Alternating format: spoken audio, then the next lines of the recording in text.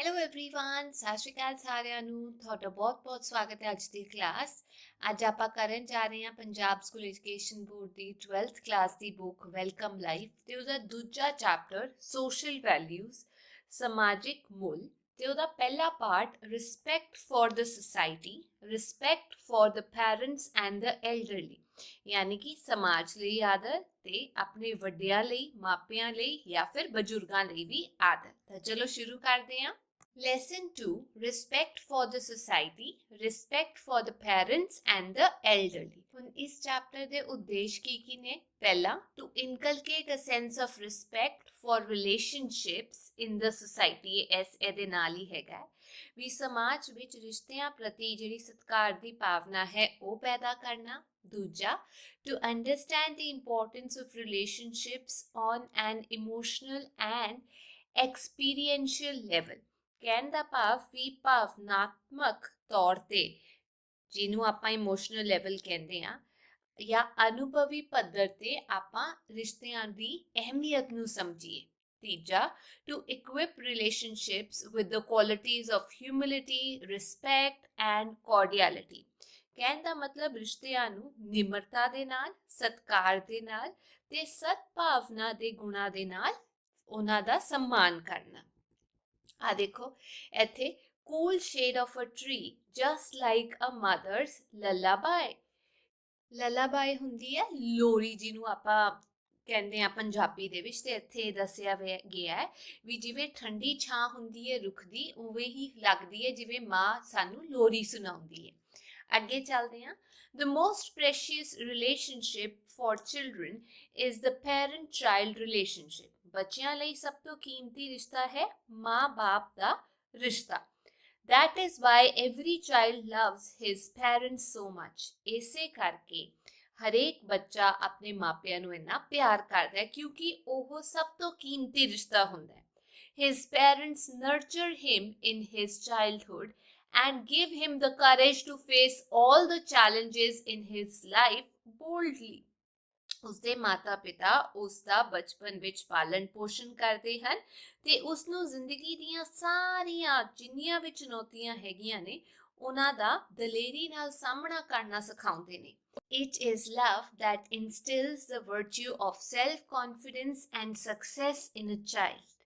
ਇਹ ਪਿਆਰ ਹੈ ਜੋ ਬੱਚੇ ਵਿੱਚ ਆਤਮ ਵਿਸ਼ਵਾਸ ਅਤੇ ਸਫਲਤਾ ਦੇ ਗੁਣ ਪੈਦਾ ਕਰਦਾ ਹੈ। It is the mutual love of the children and parents that strengthens the child mentally and emotionally and motivates him to achieve something in life।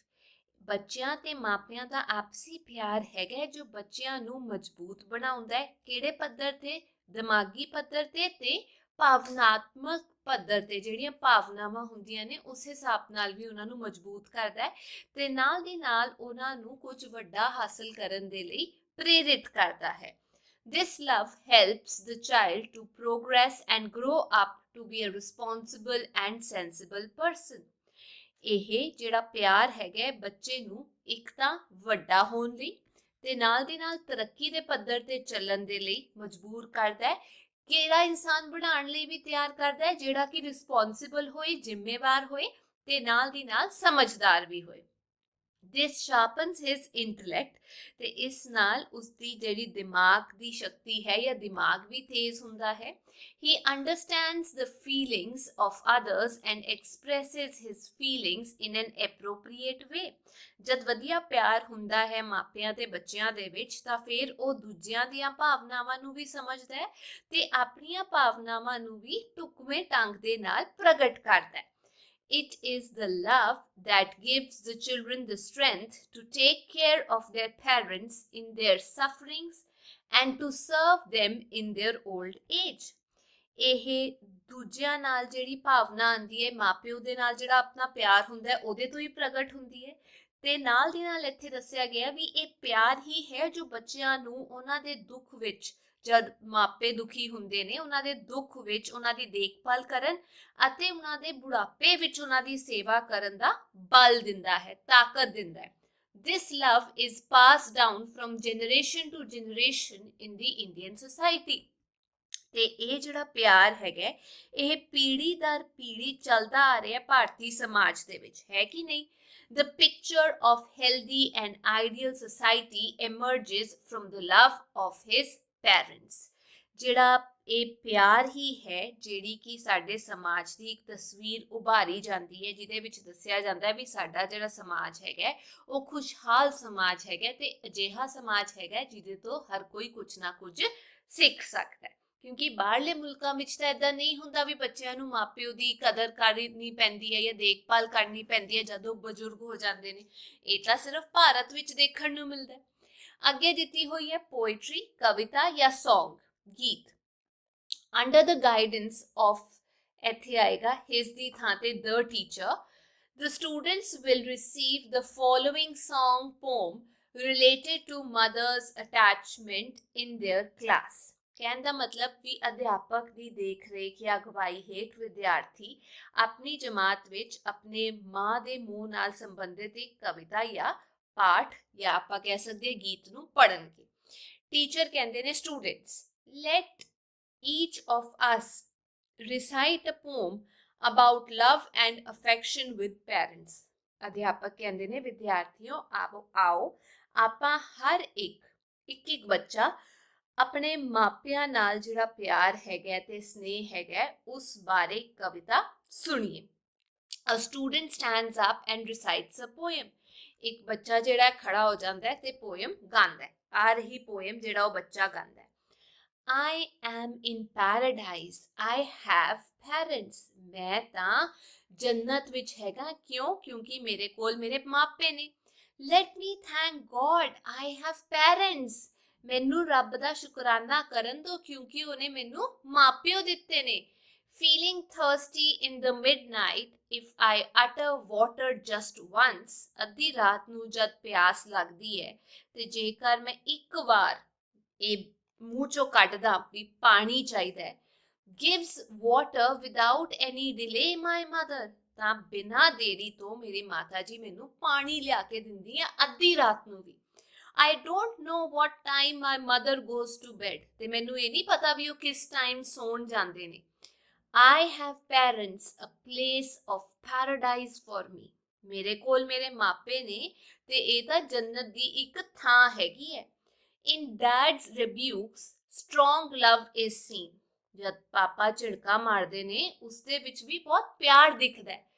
Their every dream is just for us। ਉਹਨਾਂ ਦਾ ਹਰ ਸੁਪਨਾ ਸਿਰਫ ਸਾਡੇ ਲਈ ਹੈਗਾ। They fulfill every wish, whatever I say। ਮੈਂ ਜੋ ਵੀ ਇੱਛਾ ਰੱਖਦਾ ਹਾਂ ਜਾਂ ਰੱਖਦੀ ਹਾਂ ਉਹ ਪੂਰੀ ਕਰਦੇ ਨੇ। I have parents, a place of paradise for me। ਮੇਰੇ ਕੋਲ ਮੇਰੇ ਮਾਪੇ ਨੇ ਤੇ ਉਹੀ ਮੇਰਾ ਜੰਨਤ ਹੈਗਾ। Keeping the children happy, oh Lord, you keep the parents happy। ਬੱਚਿਆਂ ਨੂੰ ਜੋ ਖੁਸ਼ ਰੱਖਦੇ ਨੇ, ਹੇ ਰੱਬਾ ਤੁਸੀਂ ਉਹ ਮਾਪਿਆਂ ਨੂੰ ਖੁਸ਼ ਰੱਖੋ। Says the one from Bandala, oh God have mercy on all। ਤੇ ਇੱਕ ਬੰਡਾਲਾ ਤੋਂ ਇੱਕ ਅਖਾਣ ਹੈਗਾ, ਹੇ ਰੱਬਾ ਸਭ ਤੇ ਮਿਹਰ ਕਰੀ। ਪ੍ਰਗਟ Singh, may all the children enjoy in the shade of their parents। I have parents, a place of paradise for me। ਤੇ ਇੱਥੇ ਨਾਮ ਦੱਸਿਆ ਜਾਂਦਾ ਹੈ ਪ੍ਰਗਟ ਸਿੰਘ। ਹਾਏ ਰੱਬਾ ਜਾਂ ਹੇ ਰੱਬਾ ਮੈਂ ਚਾਹੁੰਦਾ ਹਾਂ ਜਾਂ ਚਾਹੁੰਦੀ ਹਾਂ ਵੀ ਸਾਰੇ ਬੱਚੇ ਆਪਣੇ ਮਾਪਿਆਂ ਦੀ ਛਾਂ ਵਿੱਚ ਆਨੰਦ ਮਾਣਨ।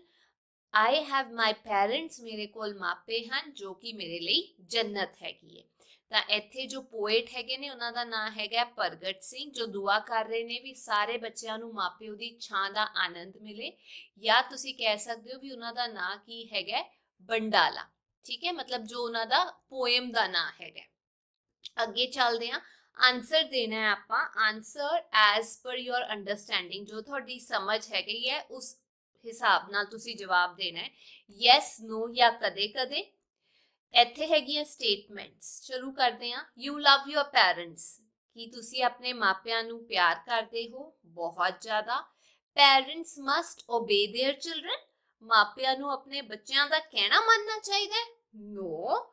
Parents never scold their children, ਮਾਪਿਆਂ ਨੂੰ ਕਦੇ ਆਪਣੇ ਬੱਚਿਆਂ ਨੂੰ ਝਿੜਕਣਾ ਨਹੀਂ ਚਾਹੀਦਾ? ਨਹੀਂ। You consider your parents a place of paradise, ਕਿ ਤੁਸੀਂ ਆਪਣੇ ਮਾਪਿਆਂ ਜਿੱਥੇ ਉਹ ਰਹਿੰਦੇ ਨੇ ਉਹਨੂੰ ਜੰਨਤ ਮੰਨਦੇ ਹੋ? ਬਿਲਕੁਲ। The poet begs God for the happiness of both. ਜਿਹੜੇ ਕਵੀ ਨੇ ਇਸ ਪੋਇਮ ਦੇ ਉਹ ਦੋਨਾਂ ਦੀ ਖੁਸ਼ੀ ਮੰਗਦੇ ਨੇ, ਬੱਚਿਆਂ ਦੀ ਵੀ ਤੇ ਮਾਪਿਆਂ ਦੀ ਵੀ. Yes, the love of young generation towards parents has decreased. ਜਿਹੜੀ ਨੌਜਵਾਨ ਪੀੜ੍ਹੀ ਹੈਗੀ ਹੈ ਉਹਨਾਂ ਦਾ ਮਾਪਿਆਂ ਪ੍ਰਤੀ ਜਿਹੜਾ ਪਿਆਰ ਹੈਗਾ ਉਹ ਘਟਦਾ ਜਾ ਰਿਹਾ ਹੈ. ਮੈਂ ਦੇਖਿਆ ਕਈ ਵਾਰ ਹੁੰਦਾ ਅਜਿਹਾ ਕਿਉਂਕਿ ਬੱਚਿਆਂ ਕੋਲ ਟਾਈਮ ਹੀ ਨਹੀਂ ਹੁੰਦਾ ਪੜ੍ਹਾਈ ਕਰਕੇ, ਜਾਂ ਉਹ ਟੀਵੀ 'ਚ ਲੱਗੇ ਰਹਿੰਦੇ ਨੇ, ਜਾਂ ਕੰਮ ਮਿਲਦਾ ਇੰਨਾ, ਤਾਂ ਇਹ ਦੇਖਣ ਨੂੰ ਮਿਲਦਾ. Then the students will try to correct these answers according to the above song. ਹੁਣ ਜੋ ਵੀ ਤੁਸੀਂ ਮਾਰਕ ਕੀਤਾ ਹੈ ਉਹਨੂੰ ਤੁਸੀਂ ਠੀਕ ਕਰਨ ਦੀ ਕੋਸ਼ਿਸ਼ ਕਰੋਗੇ ਜੋ ਉਸ ਹਿਸਾਬ ਨਾਲ ਤੁਸੀਂ ਨਹੀਂ ਕੰਮ ਕਰਦੇ ਜਿਵੇਂ ਪੋਇਮ ਵਿੱਚ ਦੱਸਿਆ ਗਿਆ ਹੈ. And try to instill respect for parents in their lives. ਤੇ ਆਪਣੇ ਜੀਵਨ ਦੇ ਵਿੱਚ ਆਪਣੇ ਮਾਪਿਆਂ ਪ੍ਰਤੀ ਸਤਿਕਾਰ ਪੈਦਾ ਕਰਨ ਦੀ ਵੀ ਕੋਸ਼ਿਸ਼ ਕਰਾਂਗੇ. ਅੱਗੇ ਚੱਲਦੇ ਹਾਂ, ਇੱਕ ਹੋਰ ਐਕਟੀਵਿਟੀ ਦਿੱਤੀ ਹੋਈ ਹੈ. Students will make charts and mottos showing respect for their grandparents, parents and siblings. ਵਿਦਿਆਰਥੀ ਆਪਣੇ ਵੱਡਿਆਂ ਲਈ, ਦਾਦਾ ਦਾਦੀ, ਨਾਨਾ ਨਾਨੀ, ਮਾਤਾ ਪਿਤਾ, ਭੈਣ ਭਰਾ, ਉਹਨਾਂ ਦਾ ਆਦਰ ਕਰਦੇ ਹੋਏ ਚਾਰਟ ਜਾਂ ਕੋਈ ਮੋਟੋ ਜਿਵੇਂ ਸਲੋਗਨ ਹੁੰਦਾ ਹੈ ਉਹ ਲਿਖਣਗੇ, ਉਹੋ ਜਿਹਾ ਕੁਝ ਬਣਾਉਣਗੇ. Ask them to write a poem, song, essay or story based on the theme of this lesson. ਹੁਣ ਬੱਚਿਆਂ ਨੂੰ ਹੋਮਵਰਕ ਦਿੱਤਾ ਗਿਆ ਹੈ ਵੀ ਤੁਸੀਂ ਇਸ ਪਾਠ ਦੇ ਵਿਸ਼ੇ ਤੇ ਆਧਾਰਿਤ ਕਵਿਤਾ, ਗੀਤ, ਲੇਖ ਜਾਂ ਕੋਈ ਕਹਾਣੀ ਲਿਖੋਗੇ. There will also be a song or a poem related to the love for one's parents and society.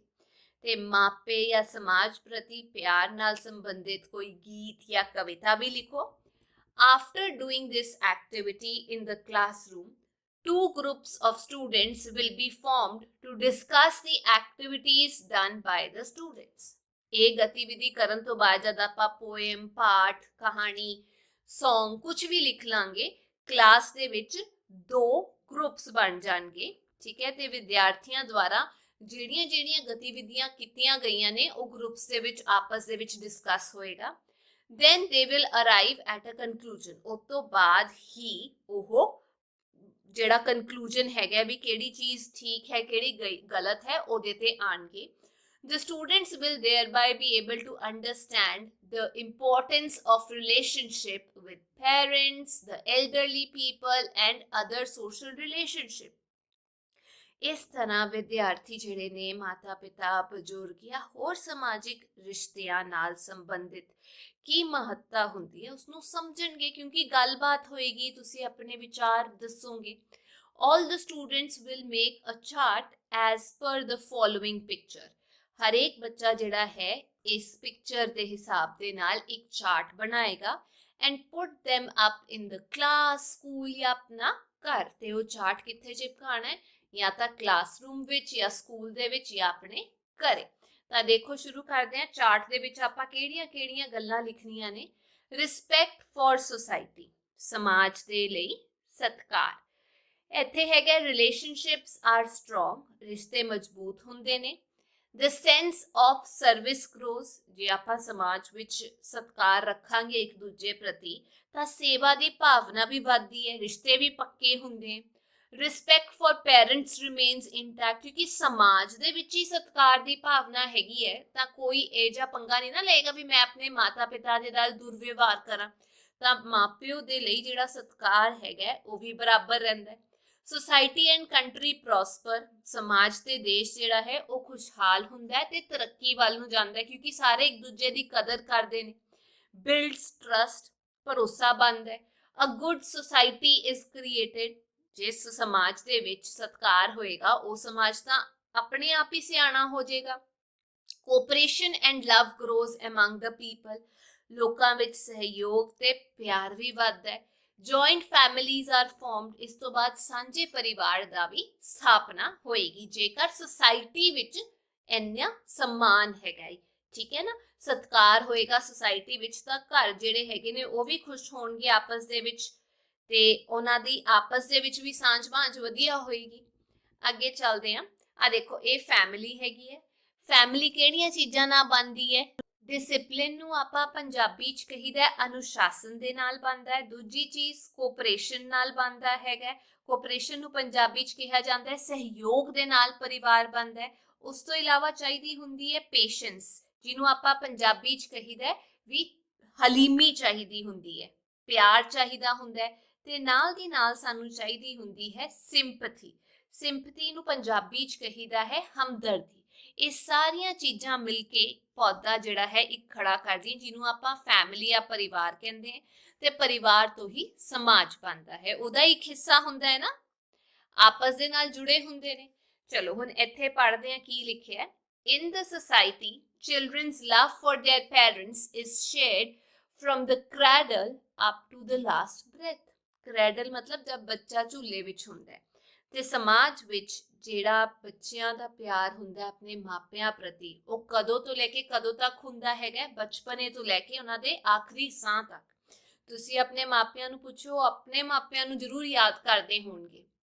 It is from this love that qualities like morality, mutual cooperation, respect, spirit of service, humility, cordiality and mutual trust are born। ਤੇ ਇਹ ਜਿਹੜਾ ਪਿਆਰ ਹੈਗਾ, ਇਹਦੇ ਵਿੱਚੋਂ ਕਿਹੜੇ-ਕਿਹੜੇ ਗੁਣ ਪੈਦਾ ਹੁੰਦੇ ਨੇ? ਜਿਵੇਂ ਕਿ ਨੈਤਿਕਤਾ, ਆਪਸੀ ਸਹਿਯੋਗ, ਸਤਿਕਾਰ, ਸੇਵਾ ਦੀ ਭਾਵਨਾ ਹੋ ਗਈ, ਨਿਮਰਤਾ ਹੋ ਗਿਆ, ਜਿਹੜੇ ਕੋਰਡੀਅਲ ਹੁੰਦਾ। ਕੋਰਡੀਅਲ ਦਾ ਮਤਲਬ ਜਦ ਆਪਾਂ ਇੱਕ ਦੂਜੇ ਨਾਲ ਪਿਆਰ ਨਾਲ ਗੱਲ ਕਰਦੇ ਹਾਂ, ਹੈ ਨਾ, ਜਾਂ ਮਿਊਚੁਅਲ ਟਰਸਟ, ਇੱਕ ਦੂਜੇ ਦੇ ਨਾਲ ਭਰੋਸੇ ਦੀ ਭਾਵਨਾ ਵੀ ਪੈਦਾ ਹੁੰਦੀ ਹੈ। Respect for social relations, social values, teachers, parents, elderly, children, etc. prevailing in the society is a glimpse of the beauty of a truly healthy society। ਇੱਥੇ ਦੱਸਿਆ ਗਿਆ ਹੈ ਵੀ ਸਮਾਜਿਕ ਰਿਸ਼ਤਿਆਂ, ਸਮਾਜਿਕ ਕਦਰਾਂ ਕੀਮਤਾਂ ਜਿਹੜੀਆਂ ਹੁੰਦੀਆਂ ਨੇ, ਅਧਿਆਪਕ ਹੋ ਗਏ, ਮਾਪੇ ਹੋ ਗਏ, ਸਮਾਜ ਹੋ ਗਿਆ, ਇਹਨਾਂ ਸਾਰਿਆਂ ਦਾ ਜੇ ਆਪਾਂ ਸਤਿਕਾਰ ਕਰਦੇ ਹਾਂ, ਹੈ ਨਾ, ਸਾਰੀਆਂ ਚੀਜ਼ਾਂ ਤੇ ਸਾਰੇ ਬੰਦਿਆਂ ਦਾ ਸਤਿਕਾਰ ਕਰਦੇ ਹਾਂ, ਤਾਂ ਇਹ ਦਰਸਾਉਂਦਾ ਹੈ ਵੀ ਸਾਡਾ ਜਿਹੜਾ ਸਮਾਜ ਹੈਗਾ ਉਹ ਇੱਕ ਝਲਕ ਦੇ ਰਿਹਾ ਵੀ ਕਿੰਨੀ ਸੁੰਦਰ ਤੇ ਖੂਬਸੂਰਤ, ਜਾਂ ਆਪਾਂ ਕਹਿ ਸਕਦੇ ਹਾਂ ਵਧੀਆ ਜ਼ਿੰਦਗੀ ਹੋ ਸਕਦੀ ਹੈ। ਇਹ ਸਭ ਪਿਆਰ ਨਾਲ ਹੀ ਬਣਦਾ। ਜੇ ਤੁਹਾਡਾ ਪਿਆਰ ਹੈਗਾ ਤੁਹਾਡੇ ਮਾਪਿਆਂ ਪ੍ਰਤੀ, ਤਾਂ ਆਟੋਮੈਟਿਕਲੀ ਸਭ ਕੁਝ ਤੁਹਾਨੂੰ ਵਧੀਆ ਹੀ ਲੱਗੂਗਾ, ਹੈ ਕਿ ਨਹੀਂ? ਤੇ ਇਹ ਸੀਗੀ ਅੱਜ ਦੀ ਕਲਾਸ। ਹੁਣ ਆਪਾਂ ਅਗਲੀ ਕਲਾਸ ਦੇ ਵਿੱਚ ਚੈਪਟਰ 2 ਦਾ ਦੂਜਾ ਪਾਰਟ ਕਰਾਂਗੇ, ਜੋ ਕਿ ਹੈ love and respect for the school. ਜੇ ਤੁਹਾਨੂੰ ਇਹ ਵੀਡੀਓ ਵਧੀਆ ਲੱਗੀ ਤਾਂ ਪਲੀਜ਼ ਲਾਈਕ, ਸ਼ੇਅਰ ਤੇ ਸਬਸਕ੍ਰਾਈਬ ਜ਼ਰੂਰ ਕਰਿਓ। Bye bye.